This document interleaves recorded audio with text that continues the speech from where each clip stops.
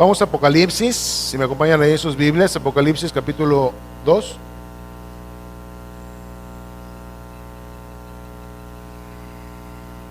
¿Estamos ahí?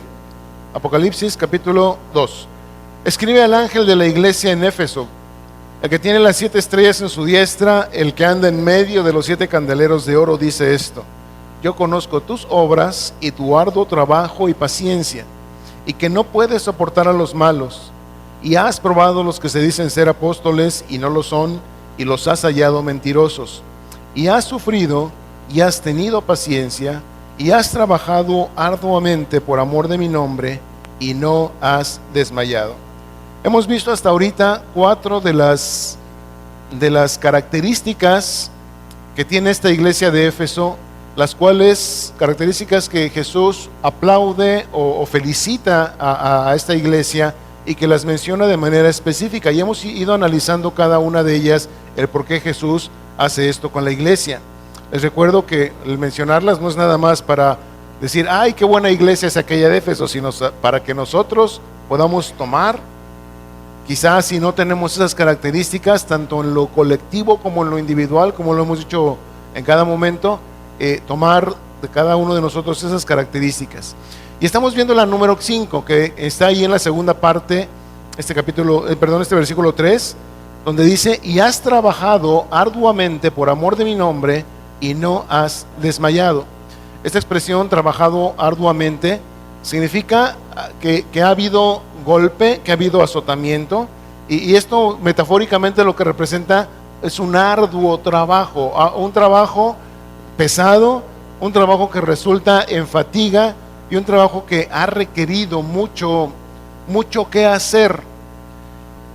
Por ejemplo, cuando yo veo así en alguna construcción a las personas que están ahí pues trabajando, y uno pasa por ahí como que no ve avance a veces en las construcciones que se están haciendo.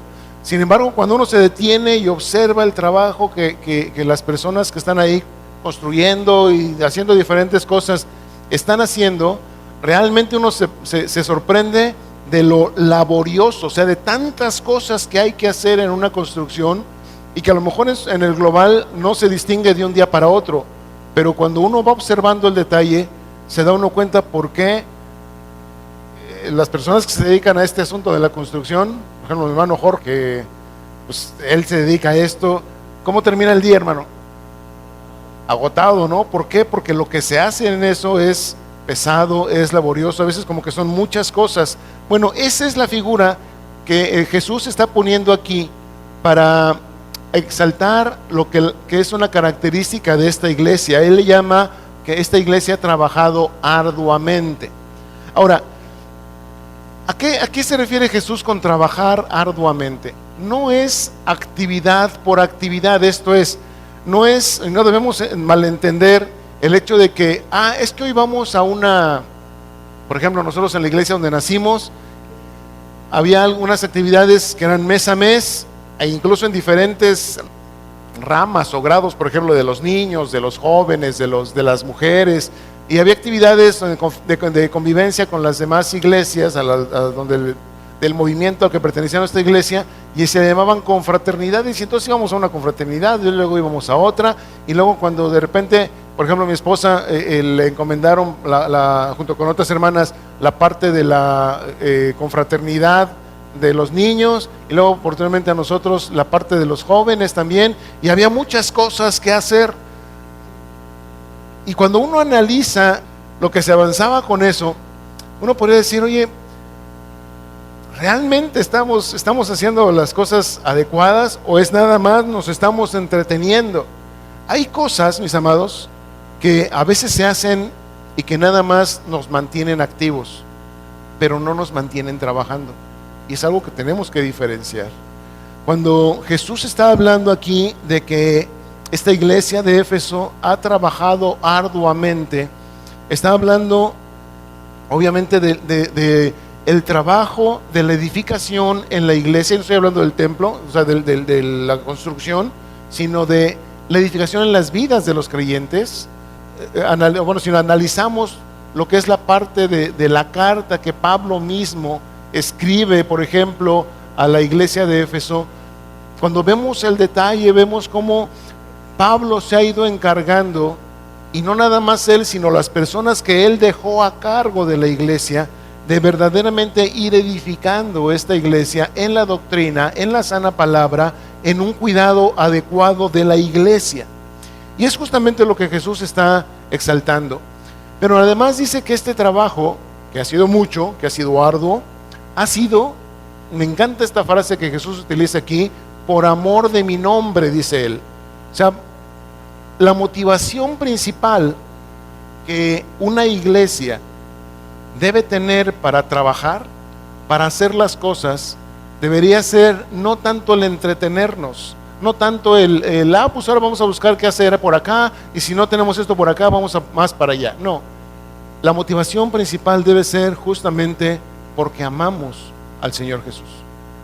Si esa razón, fíjense bien lo que les voy a decir, si ese motivo principal, el amor a Jesús, no está siendo el motor generador de la actividad en la iglesia, es pura pérdida de tiempo. Si hablamos, por ejemplo, de tener un campo para los niños, por ejemplo, pero no está ahí involucrado hacerlo verdaderamente por amor a Jesús, y nada más lo queremos hacer por entretener a los niños, tiempo perdido, energías desperdiciadas y a veces recursos desperdiciados.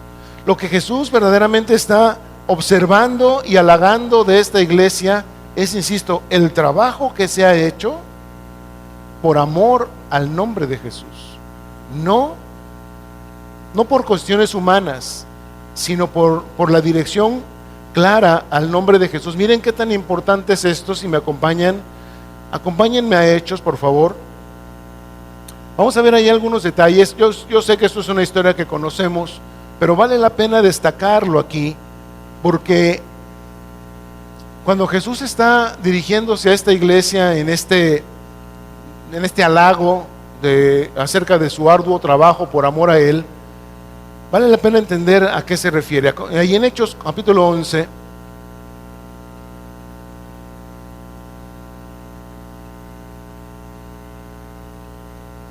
fíjense bien, algo previo que había sucedido ahí en la iglesia primitiva y que nos narra el libro de Hechos, es la muerte de Esteban. ¿Sí se acuerdan de Esteban? ¿Sí? Aquel primer mártir que falleció o que murió siendo apedreado simplemente por sus convicciones en Cristo Jesús.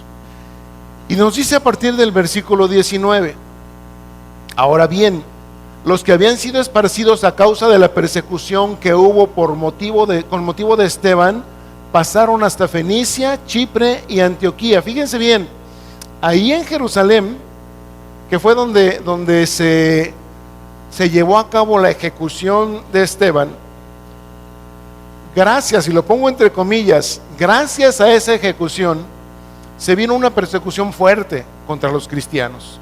De hecho, ya estaba. De hecho, el que Esteban haya estado ahí sometido a ese juicio público, si se le podía llamar juicio, o ese sacrificio público, y que por cierto, la historia nos dice que quien avaló como responsable de eso fue un joven llamado Saulo. ¿Se acuerdan de él? Sí, saben quién es. Él avalaba eso.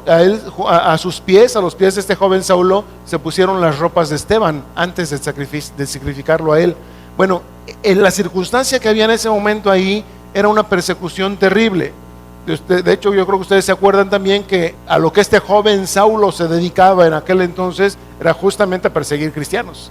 Y esa es la historia, que él tenía cartas de las autoridades para ir y sacarlos incluso de sus casas, para llevárselos ante las autoridades. Bueno, en ese contexto es que muchos, nada más, por favor entiendan esto, nada más por creer en Jesús, tuvieron que dejar trabajos, familia, casa, hasta el perro quizá tuvieron que dejar, por huir a otros lugares, porque ellos estaban siendo perseguidos, insisto, a causa de creer en Jesucristo.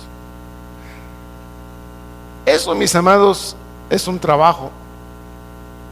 El huir, no, el creer en Jesucristo en esas condiciones. Para muchos de nosotros es muy común y muy fácil o muy cómodo hoy creer en Jesucristo, porque lo más que nos pueden decir es aleluya, o fanáticos o no sé, cosas por el estilo. Pero el que nos persigan a este grado de como nos les describe la escritura, y que fíjense, vaya que pusieron tierra de por medio, unos se fueron hasta Fenicia, otros hasta Chipre y otros hasta Antioquía. O sea, le pusieron no nada más tierra, sino mar de por medio a la situación, para evitar ser perseguidos por esta situación de creer en Jesús. Y dice que ellos, no hablando a nadie la palabra, sino solo a los judíos, o sea, ellos fueron ahí y no hablaban el evangelio, sino nada más lo transmitían a otros judíos, no a gentiles, sino nada más a judíos. Pero fíjense algo maravilloso que ocurre en el versículo 20, o a partir del versículo 20. Pero había entre ellos unos varones de Chipre y de Cirene, los cuales cuando entraron en Antioquía, hablaron también a los griegos, anunciando el evangelio del Señor Jesús. Y observen esto maravilloso. Y la mano del Señor estaba con ellos, y gran número creyó y se convirtió al Señor. Versículo 22. Llegó la noticia de estas cosas a oídos de la iglesia que estaba en Jerusalén, y enviaron a Bernabé que fuese hasta Antioquía. ¿Qué estaba pasando aquí? Bueno, simple y sencillamente en Jerusalén, que era básicamente la sede de la iglesia, de donde muchos huyeron, repito, y se expandió de ahí la iglesia, pero los apóstoles quedaron en Jerusalén. Y como quiera estaban al tanto de lo que sucedía en otros lados con la expansión del evangelio. En estas situaciones, cuando vienen esta noticia de que algo estaba pasando en Antioquía, y que no nada más judíos estaban recibiendo el evangelio y estaban aceptando al Señor Jesús en su corazón y estaban transformando sus vidas por medio del perdón de pecados, sino ahora también griegos, lo cual en su momento pues era así como un escándalo. Pues, ¿cómo que los griegos? ¿Cómo que también los gentiles? Y entonces comisionaron a Bernabé, dijeron: Bernabé, agarra tus cosas, agarra tu maleta y nos vas a Antioquía para ver qué es lo que está pasando ahí. Así en el versículo 23 dice: cuando llegó, observen, y vio la gracia de Dios, se regocijó y exhortó a todos los que con propósito de corazón permanecían fieles al Señor. Que exhortó a todos a que con propósito de corazón, ¿qué quiere decir? Que se mantuvieran firmes en la convicción de creer y seguir a aquel en el quien habían creído, esto es en Cristo Jesús. Y que en esa firmeza permaneciesen. No importaba, porque ellos sabían lo que se les podía venir. O sea, Bernabé sabía las situaciones a las que se podían enfrentar los nuevos creyentes. Él les exhortaba a que permanecieran fieles. Pero observen esto, por favor. Dice el versículo 24: porque era varón bueno y lleno del Espíritu Santo y de fe, y una gran multitud fue agregada al Señor. Después fue Bernabé a Tarso para buscar a Saulo. Saulo ya tenía varios años ahí en Tarso, después de que él conoció al Señor Jesús, y nos dicen los historiadores, y la Biblia misma nos da referencia a que fue en Tarso donde Pablo, en ese, llamémosle, pequeño exilio que tuvo, o ese exilio que tuvo, es donde el Señor le estuvo revelando toda la verdad del evangelio, ahí en Tarso. Pero entonces estaba Pablo en eso cuando Bernabé llega por él y se lo trae a Antioquía. Y dice ahí, se congregaron allí todo un año con la iglesia y enseñaron a mucha gente. Y a los discípulos se les llamó cristianos por primera vez en Antioquía. ¿Por qué pongo todo este contexto? Porque si ustedes observan, el creer en Jesús en aquella época no era nada fácil. Insisto, había persecuciones, había dificultades, había incluso dentro de la misma iglesia, dentro de la connotación de la misma iglesia, corrientes en contra y corrientes a favor de que el evangelio se predicase no nada más a judíos, sino también, sorprendentemente, ahora también a gentiles. Y entonces había todo un lío ahí por estas cosas. Pero aquí lo distinguible es que estos hermanos que estaban ahí en Antioquía, por su conducta, porque la gente observaba lo que ellos hacían y la gente sabía a quién seguían, ellos ahí por primera vez se les llamó cristianos. ¿Qué significa cristiano? ¿Alguien sabe? El que sigue a Cristo, está fácil.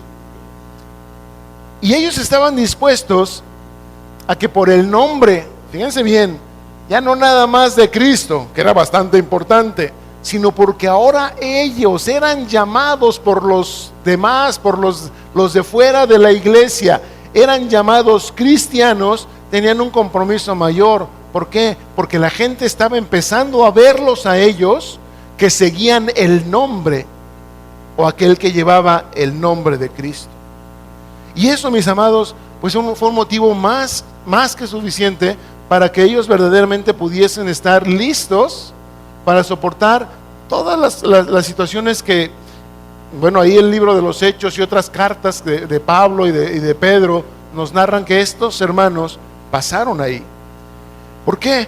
Porque justamente por el amor al nombre de Cristo, estos hermanos sufrieron persecuciones también, ya no nada más de las autoridades en Jerusalén, o sea, del Sanedrín, sino ahora también de las autoridades romanas, que eran quienes estaban en aquella época dominando esa parte de Grecia.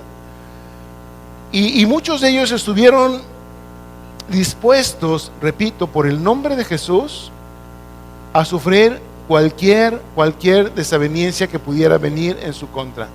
¿Saben qué es lo sorprendente de esto? Lo que acabamos de leer ahí, que a pesar de todas esas cosas, la iglesia crecía. ¿Qué quiere decir? Que nada más creían y se quedaban estáticos, nada más creían y sufrían las persecuciones, sufrían las críticas sin hacer nada. No, aún dentro de esta situación, lo que podemos inferir aquí muy claramente en relación a lo que pasa en otros contextos similares a esto, es que ellos no cesaban de predicar y de compartir el nombre del Señor. Por eso es que la gente los veía, y por eso es que la gente se sorprendía de lo que ellos conocían, de lo que ellos, aquello en lo que ellos habían creído, y por eso es que los empezaron a tildar, y luego tildar porque al principio el nombre de cristiano era un nombre despectivo. Digo, eso tenemos que entenderlo. Era un nombre como en son de burla. Ay, sí, los cristianos, ¿sí? Como que aquellos que creen en aquel que se murió en una cruz, imagínate qué ridiculez. Pero mis amados, por ese nombre, aunque a muchos les parecer ridículo, insisto, muchos de ellos siguieron trabajando sin desmayar. Algo que es importante de notar aquí es que ellos tenían un distintivo muy claro en ese contexto, y era su manera de vivir y de comportarse. ¿Por qué la gente los podía distinguir? Bueno, quizá por su manera de hablar. Hoy es muy fácil, muy sencillo, aquí incluso en nuestro contexto de sociedad, de ciudad, darnos cuenta, por ejemplo, quién podemos empezar a sospechar que es cristiano nada más por su manera de hablar. Nada más, aunque bueno, de repente uno se lleva muchas sorpresas. Yo me acuerdo hace algún tiempo, ya mis hijos estaban en prepa, ya llegué yo por mi hija, creo. Me voy acercando a una bolita y empiezo a oír que una muchacha que yo había conocido desde niña en la escuela cristiana donde habían estudiado, y empezó a hablar así, pero como si nunca hubiera conocido a Cristo. Y en eso llego, saludo, ¡y ay, tío! Ya no sabía ni dónde meterse. Me decían tío, ¿no? Pero no sabía ni dónde meterse. Y uno dice, ¿qué pasó? La pregunta es aquí, mis amados, ¿podemos tener, aún por cosas simples de la vida, como la manera de hablar, el sello distintivo de que amamos a Jesús? ¿O nos camuflajeamos entre los demás hablando como cualquiera de los demás hablan? Porque también un sello distintivo, insisto, que no nada más era su manera de hablar, sino toda su manera de comportarse en cuanto a su honestidad y manejo de la verdad, en cuanto a lo que ellos decían correspondía exactamente a la realidad de lo que estaban diciendo, de lo que se había vivido, o de lo que era en realidad. Cuando alguien habla habla en verdad, ¿cómo podemos traducir o cómo podemos saber que está hablando verdad? De manera muy sencilla, que lo que habla corresponda con la realidad de lo que ha sido o de lo que es.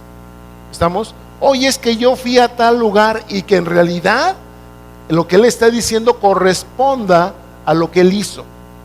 ¿Sí? Oye, es que yo estoy en esta situación. Bueno, que lo que diga corresponda a la realidad de lo que está diciendo. Eso es verdad.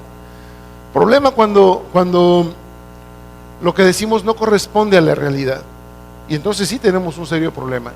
Cuando cada uno de nosotros, mis amados, empezamos a falsear, a distorsionar la realidad. Déjenme hacer una pausa aquí. ¿Cuántas realidades hay de las cosas que se suceden o de las cosas que son? ¿Cuántas realidades hay? Por ejemplo, ¿cuántas realidades hay de que este púlpito está aquí y tiene las características que ustedes ven? Hay una sola realidad. No hay dos, mucho menos tres. ¿Estamos? La verdad siempre es única.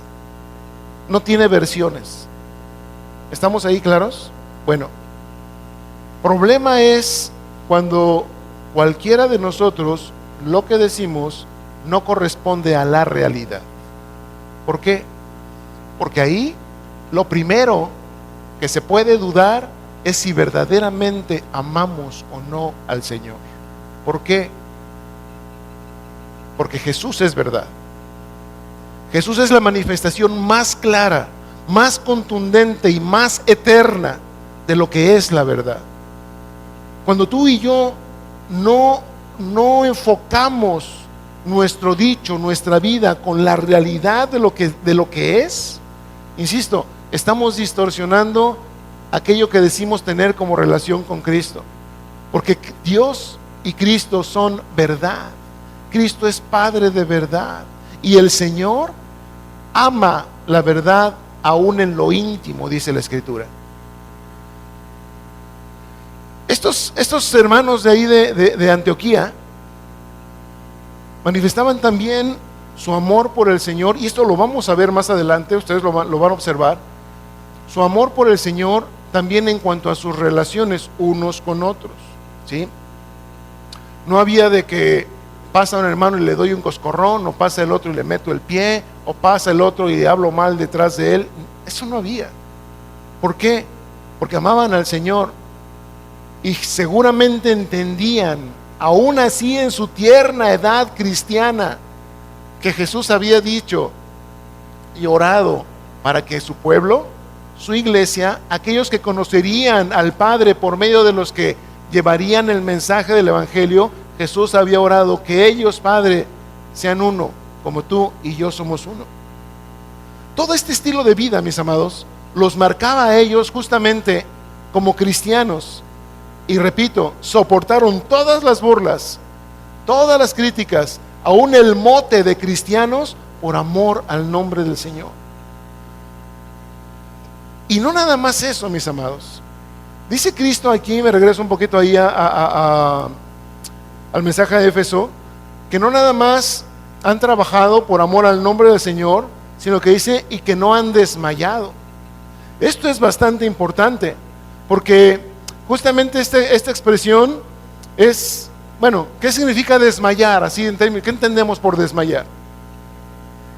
¿Perdón? Desanimar, ok, ¿qué más?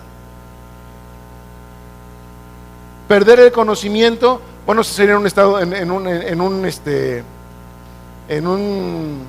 situación física, ¿no? O sea, desalentarse, perder la esperanza, mantenerse agotado, ¿sí? Desanimarse. Eso es lo que significa justamente el desmayar. No nada más habla de cansarse, porque esto ya está inferido en la frase de has trabajado arduamente.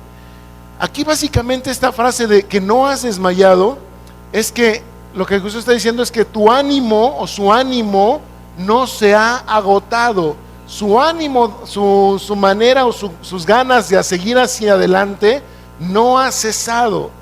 Cosa que a veces es muy difícil de mantener. Este verbo, aquí traducido así como que no has desmayado o no desmayar, básicamente en este contexto lo que infiere es un cansancio mental, ese agotamiento mental que me lleva incluso al desánimo, a decir, no, ya ¿para qué? ¿Para qué seguimos adelante? ¿Para qué hacemos las cosas? Mira, hacemos y no pasa nada, o no vemos resultado, y este fulano de tal no cambia, y mira fulana otra que no entiende. Ese tipo de cosas, cuando nosotros, como decimos aquí coloquialmente, tiramos la toalla en cuanto a lo que se refiere al trabajo en la obra del Señor, es justamente aquí lo que se refiere a desmayar. Jesús estaba felicitando a esta iglesia porque no había desmayado. Justamente hoy en la mañana, como a mediodía, recibí la llamada de un amado hermano que yo respeto mucho y que amo mucho. Dentro de las cosas que hablamos es que él me estaba contando en él tiene 2 congregaciones. En una de ellas, una estaba muy bien, muy fuerte y sólida, creciendo y todo, pero la otra como que se ha estancado. Entonces yo paré antena y puse atención. Y él me decía, dice, fíjate, el otro día me puse así como a hacer una evaluación muy humana, ¿no? O sea, muy preocupados, pues porque no teníamos avance, tenemos ya casi 2 años y no vemos que haya avance. Y le comenté, oye, ¿sabes qué? Yo estoy en una situación muy similar, ¿sí? Y dentro de las cosas que comentábamos y que llegamos a algo en común, es que se han hecho esfuerzos, se ha hecho inversión, se han agotado recursos o se han invertido recursos físicos, de tiempo, humanos, económicos, y como que no se ve avance. Pero algo que me sorprendió, algo que me llamó mucho la atención, fue un comentario que él hizo. Dice, es que a veces en nuestra evaluación como que uno no ve el retorno de lo que uno hace. ¿Qué quiere decir esto? En una inversión, por ejemplo, cuando alguien invierte, no sé, 3 pesos para hacer un negocio o para ahorrar o para meterlo en un fondo, pues uno espera que al término de un tiempo haya un interés, haya una ganancia. Eso es lo que podemos llamarle un retorno del esfuerzo. En el trabajo en el Señor, después de su comentario, algo a lo que pudimos compartir así de muy claro, es que en la obra del Señor el retorno no es esperable, ¿sí? O sea, en nuestra evaluación humana no podemos juzgar los resultados por lo que nosotros vemos. Déjenme comentarles algo. Aquí en la misma escritura vemos como, por ejemplo, Pablo, dentro de sus cartas, por ejemplo, saluda a la iglesia de la que se congrega en la casa de alguna hermana, ¿sí? No me acuerdo ahorita el nombre. Pero esa iglesia, por lo que se infiere ahí en el contexto, no es, digamos, si lo comparamos con números, pues a lo mejor no era la gran cosa. Y sin embargo, Pablo está mandando saludar muy enfáticamente y dando bendiciones a esa iglesia que se congrega en ese lugar. Y si nosotros, por ejemplo, perdemos de vista esa realidad en la Escritura, podemos fácilmente desanimarnos en la obra del Señor. ¿Por qué? Porque, insisto, a veces se hacen muchos esfuerzos y no se ven resultados. Hay mucha inversión de muchos recursos y no parece que avanza la cosa.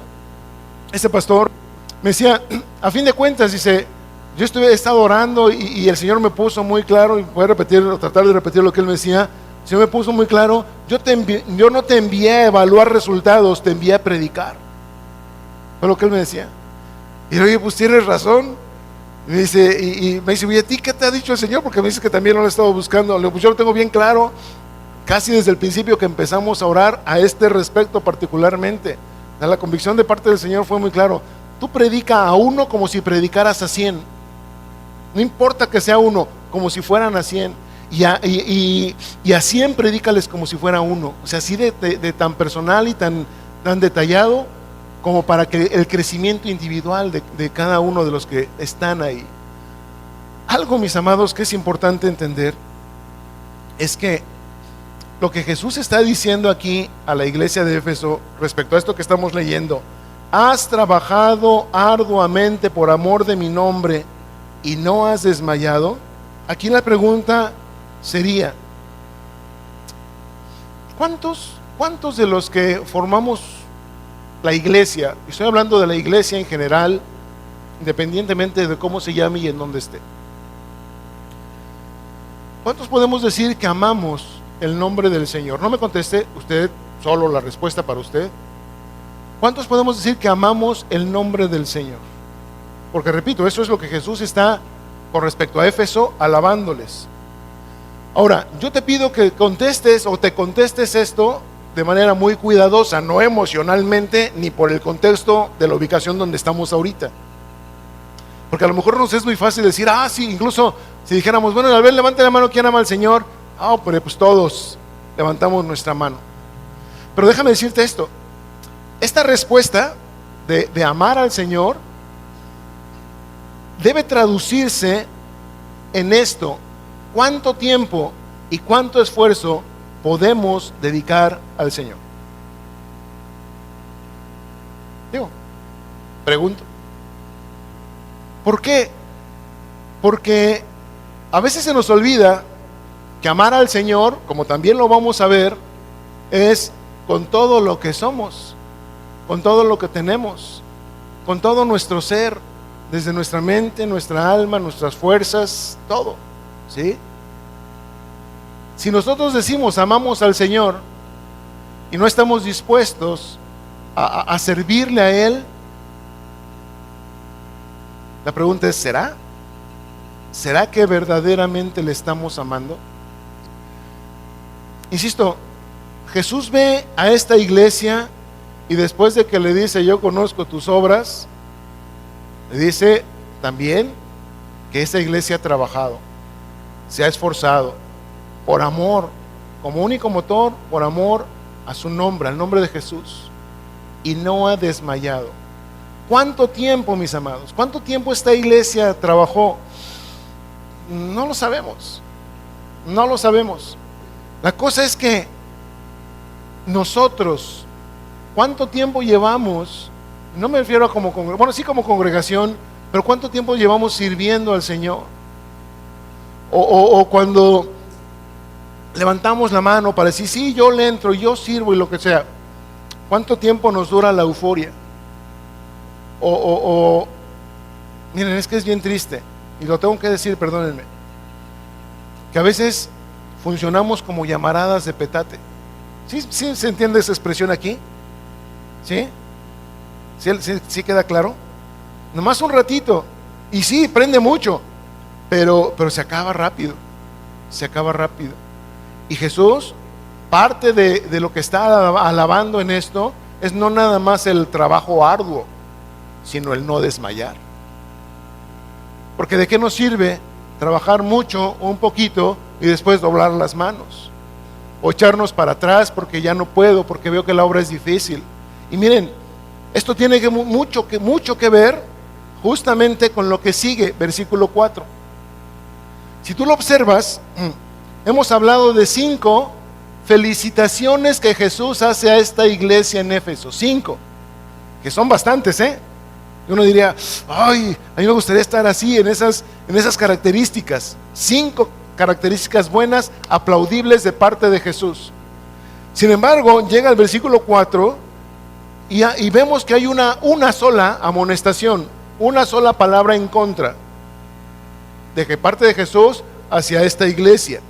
Y nota por favor cómo tiene mucho que ver, repito, con la permanencia, con la durabilidad de lo que hacemos y de lo que nos comprometemos delante del Señor. Porque Jesús le dice a la iglesia, pero tengo contra ti que has dejado tu primer amor.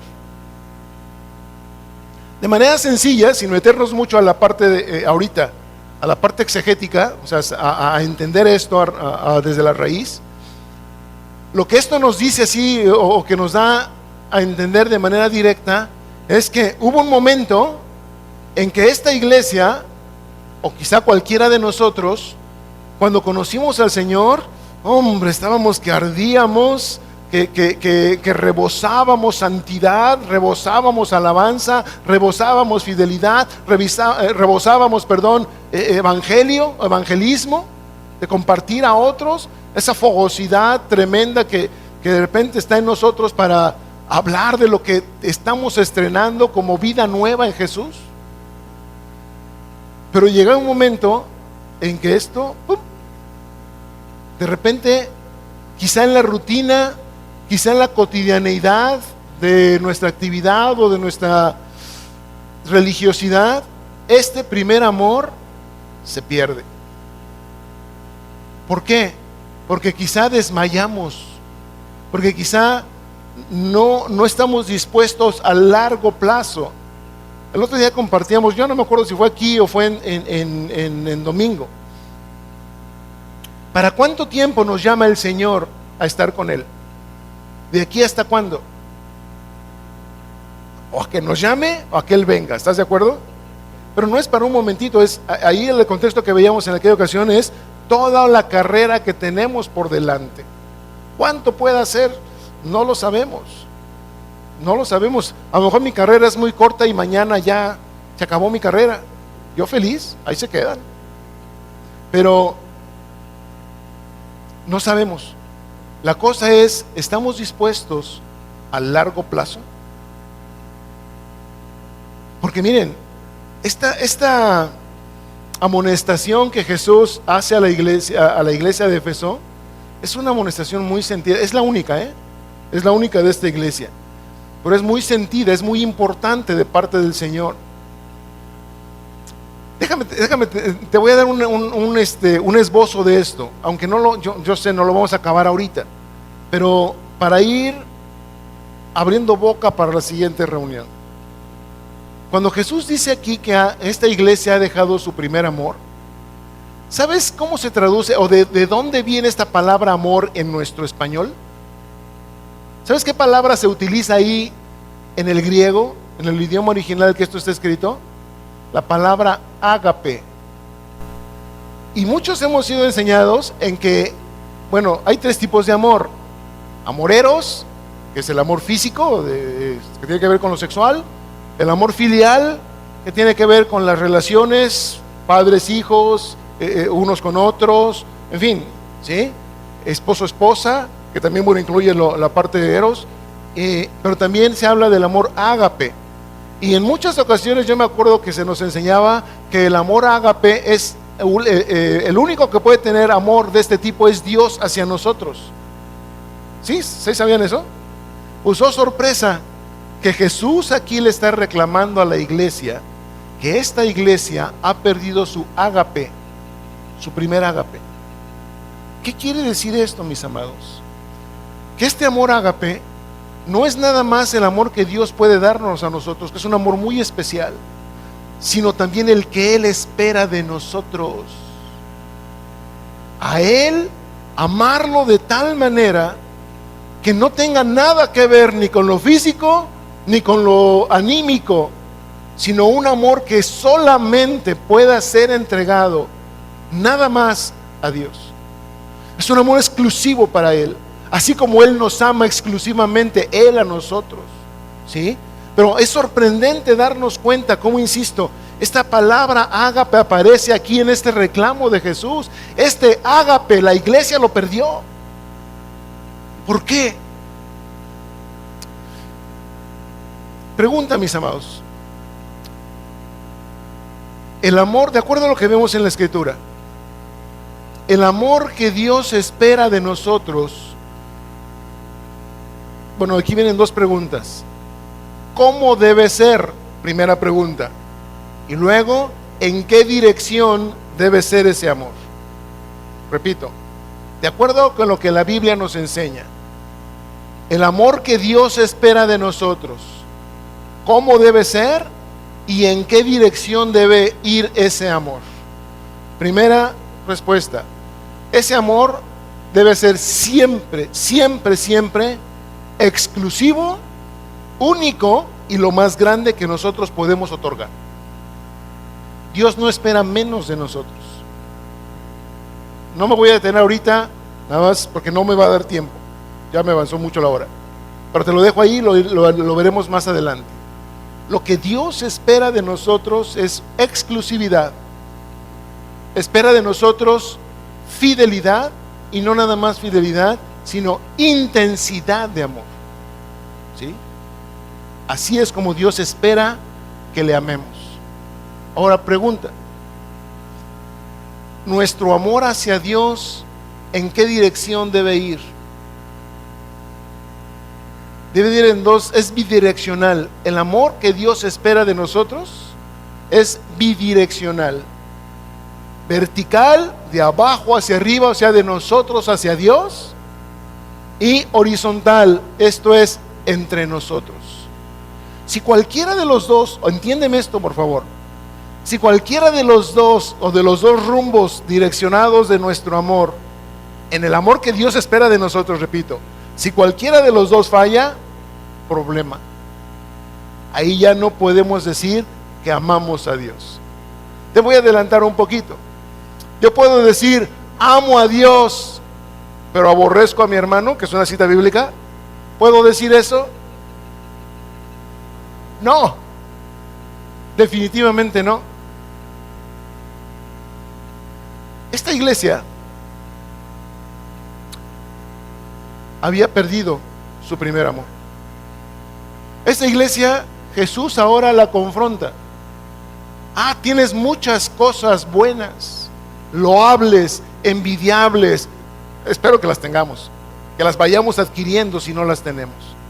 Pero hay una cosa en contra. Has perdido tu primer amor. Acompáñenme rápido a Marcos para ir hacia el final de esto, por lo menos en esta parte. Marcos capítulo 12, por favor.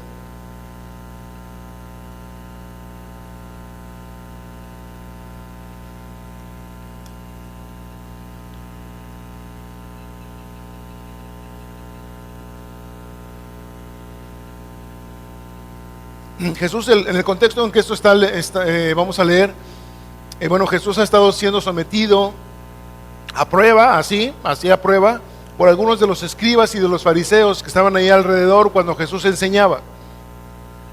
Llegando así al versículo 28, el capítulo 12 de Marcos, dice entonces, acercándose uno de los escribas que los había oído disputar, esto es, los fariseos y escribas preguntaron a Jesús ciertas cosas. Jesús responde, ahí arriba tenemos la respuesta, y este escriba oyó todo eso, dice, y sabía que les había respondido bien.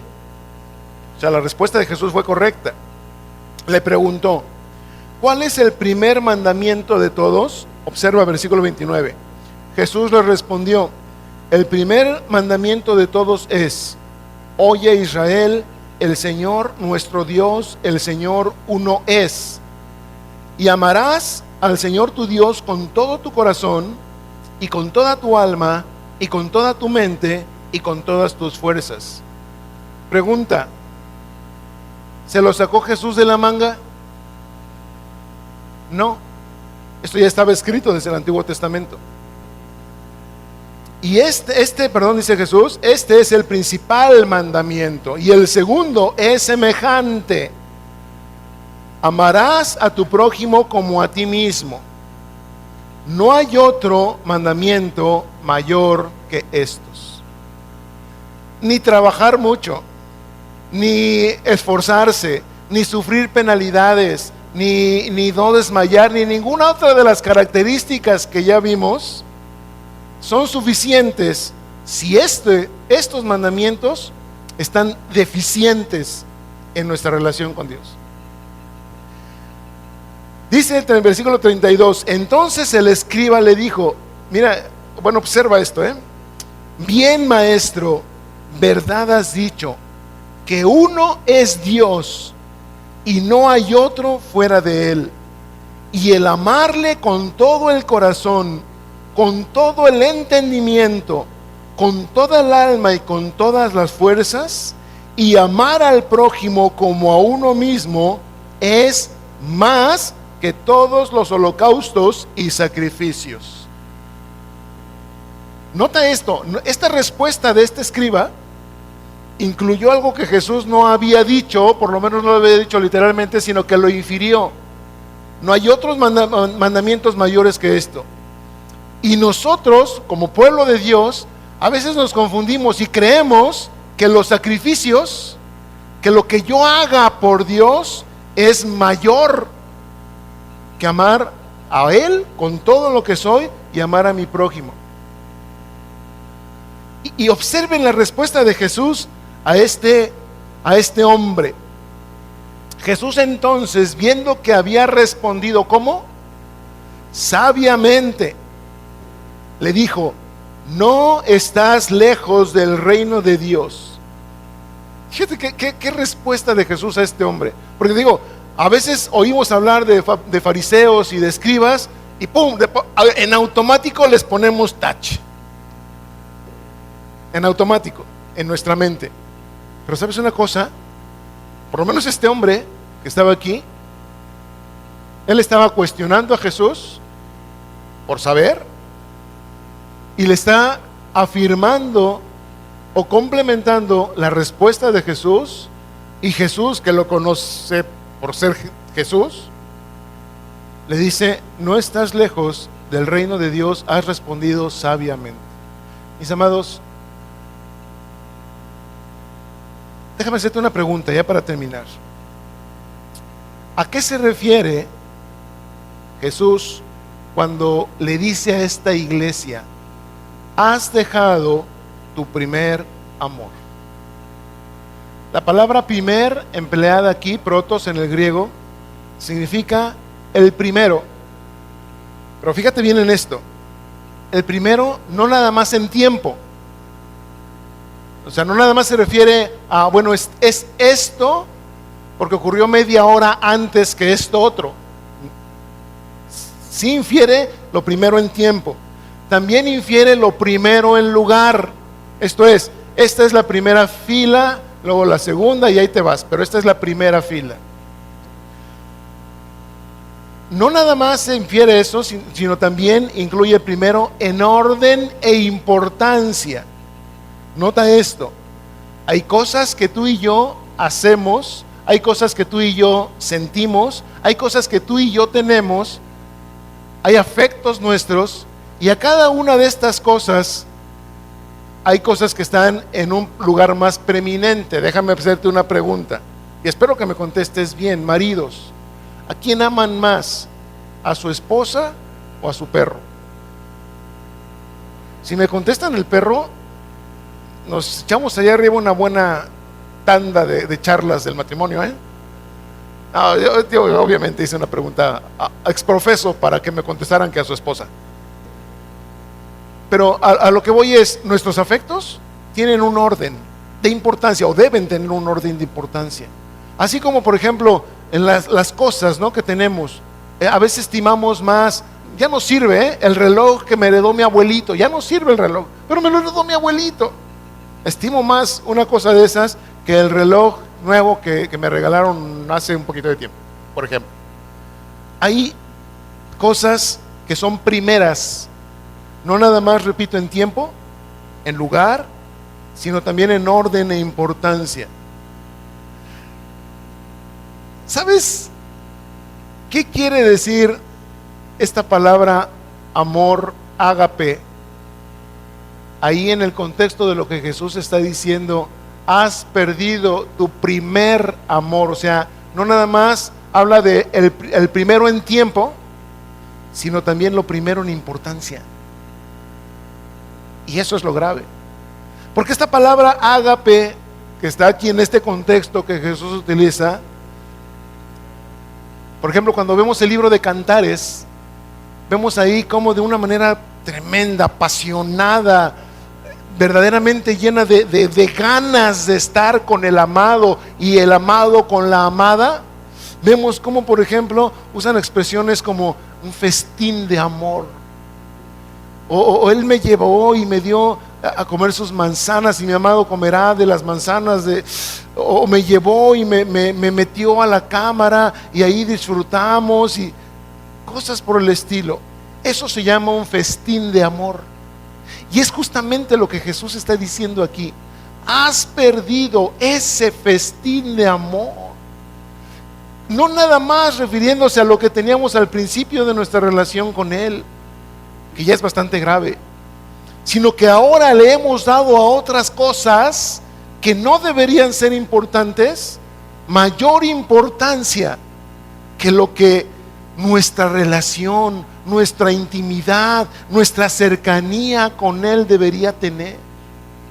Hoy a la iglesia le es más fácil llenarse, repito, de actividades, de programas, de cosas que hacer, que de buscar tener una relación íntima con el Señor.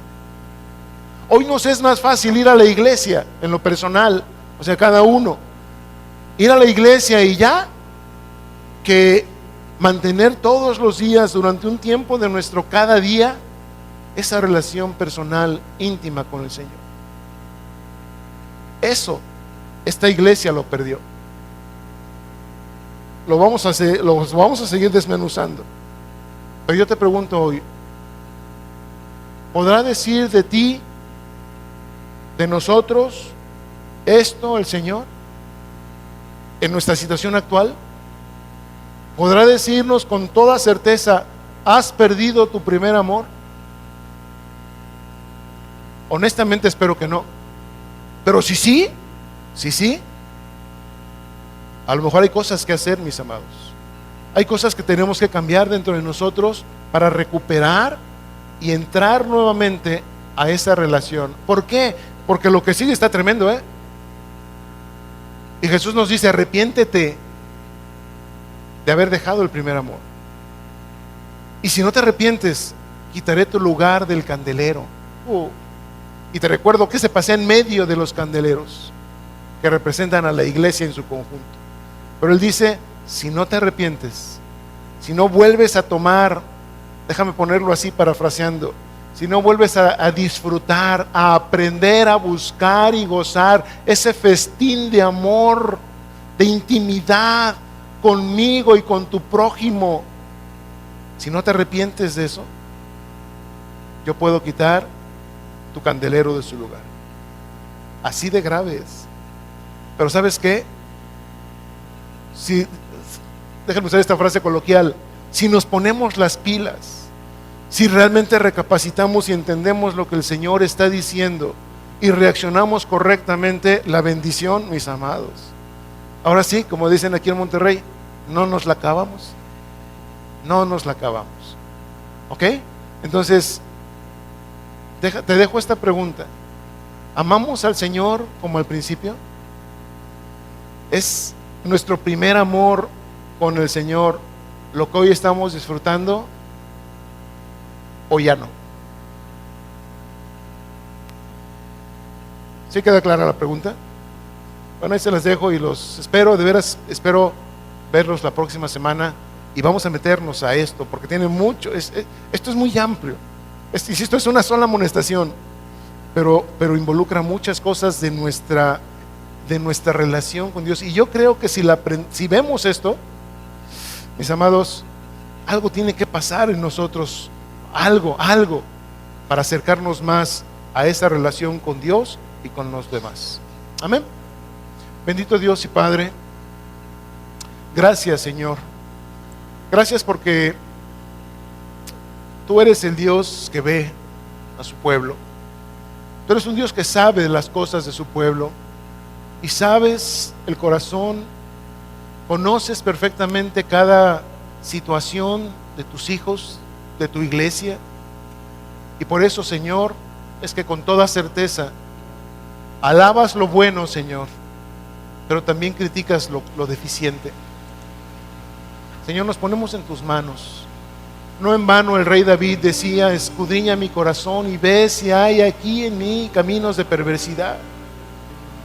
Escudriña nuestro corazón, Señor, y ve si hay cosas que nos falte afinar, que nos falte obtener o que tengamos que de plano desechar de nuestra vida, Señor.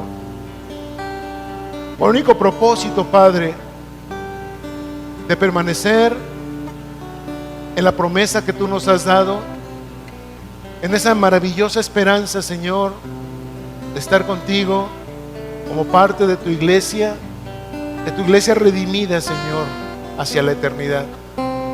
Gracias, Jesús. Gracias. Te pido que tu Espíritu Santo, Señor, esté con cada uno de nosotros y nos lleve a entender toda la verdad, Señor. Que nos revele, Padre, la profundidad de tus palabras y que en ellos, Señor, podamos cada uno de nosotros y en nuestro conjunto como iglesia, Señor, ser más a la voluntad tuya, Señor, más a lo que tú esperas de nosotros. Gracias, gracias, Jesús, por tu misericordia extendida hasta este día. Gracias, Señor y Padre, en el nombre de tu amado Hijo te bendecimos, Señor, te alabamos, Padre. Gracias. Amén.